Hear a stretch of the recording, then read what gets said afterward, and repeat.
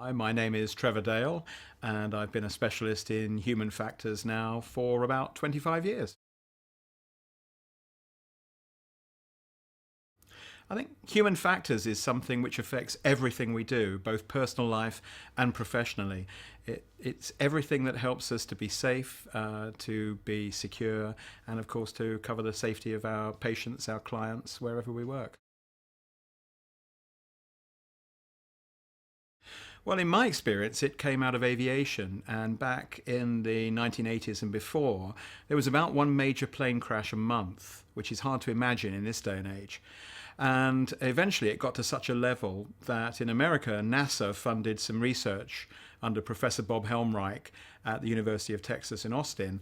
And Bob and his team went and looked at what flight crew did. So they watched on flight decks, on real aircraft and on simulated aircraft flights to see what it was that effective teams did and what ineffective teams did. And there were some of each. And they narrowed those down into specific behaviors, which was like the origins of really, I suppose, what was anti-pilot error training. And that has since developed into healthcare and nuclear power, ships, running railways, in fact, just about any form of life. But it started, I think, in the modern sense of it in terms of aviation. But that is the behavioral side, which is what I do. There is the rest of ergonomics, which is system, process, equipment design as well. But in my opinion, the two go very much hand in hand. You can't have one without the other. Well, when you look at the cost and the number of times that avoidable harm happens, so I think figures suggest something like 10% of hospital admissions will result in some kind of avoidable harm. In America, I know it's a different league altogether, but it's the equivalent of a fully loaded 747 crashing every second day is the equivalent figures. Here, my understanding is the National NHS Litigation Authority has put a figure of £2 to £3 billion a year of avoidable harm, the cost of avoidable harm. And if it's avoidable, then in my mind, human factors plays a part. Alongside the excellent Patrick Mitchell, we've had some work of trying to help avoid error in neurosurgery and reduce it. And we've reduced it locally from a significant rate to a most amazing rate. Now, we didn't do it, we just showed the crew, the team, how to do it, the healthcare team, and they've managed to reduce errors to a fantastically low and, I hope, consistent level. So yes, it exists, and there are figures to prove it, though it's difficult to prove in aviation, other than there are a lot less crashes than there used to be, and not all of them are down to equipment design and process design.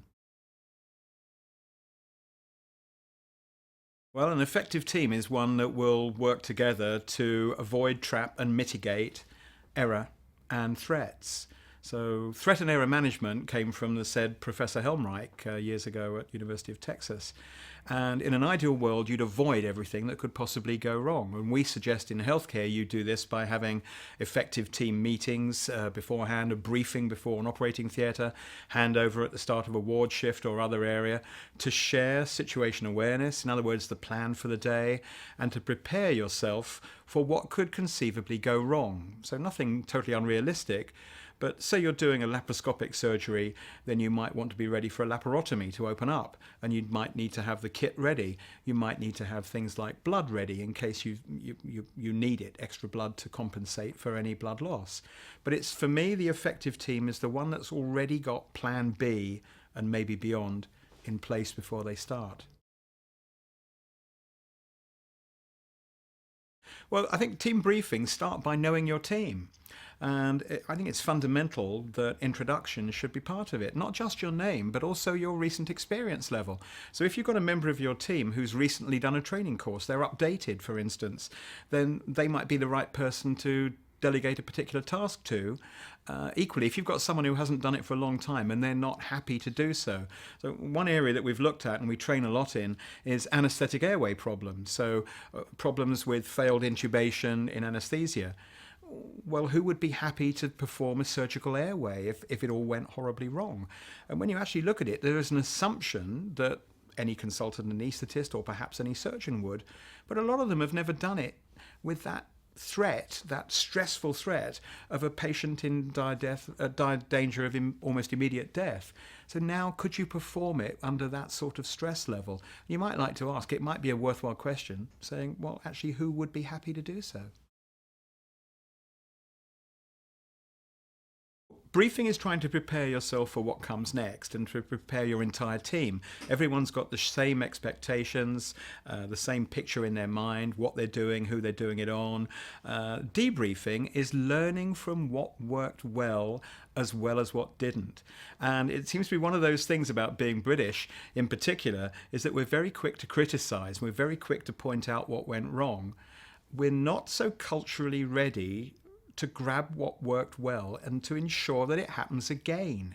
And to me, this is a vastly missed opportunity most of the time, because every near miss, every little incident, every small error should be part of a professional's learning profile, so that they're learning from everything and sharing all that learning with others. After all, we shouldn't have to make the same errors ourselves and learn each one of us by trial and error and trial and success. We should be able to share this and learn from it. I think, first of all, there's a sort of professional honesty and humility of saying, gosh, I made a mistake there. How did that happen? And looking at, not that it's a sign of stupidity or a sign of incompetence, but actually it's a sign of that essential human fallibility. That's something which aviation is very, very good at. It recognizes that we are, all of us, innately fallible, and we will make mistakes. And now what you want is people to recognize that, to accept it, and to be humble enough to learn from it and admit it. And where that happens, it can be tremendously powerful in instilling confidence in other people, such that, it's not about being stupid. It's actually just about simply working under very highly stressful conditions, high workload, sometimes poor communication, and frequently when, of course, you're hungry, you're tired, dehydrated, whatever. So it's dealing with real life. Hot debrief is very much in the moment. So you might have a full debrief where, for instance, at a morbidity and mortality meeting, you'd sit down and you'd go over a whole bundle of things in quite a bit of detail.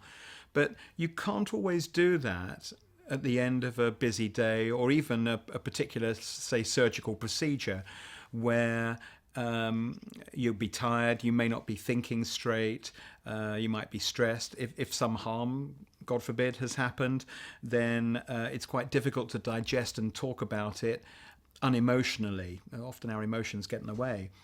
But a hot debrief, and what we suggest, is the format of, can you tell us, what's one thing we did well as a team? And then what's one thing we could do more of?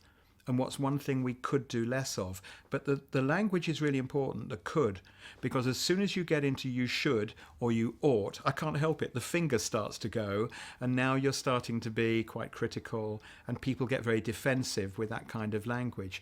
Whereas could leaves it open for other people, other members of the team, to sort of accept it, to recognize it, to take it on board, and to deal with it effectively.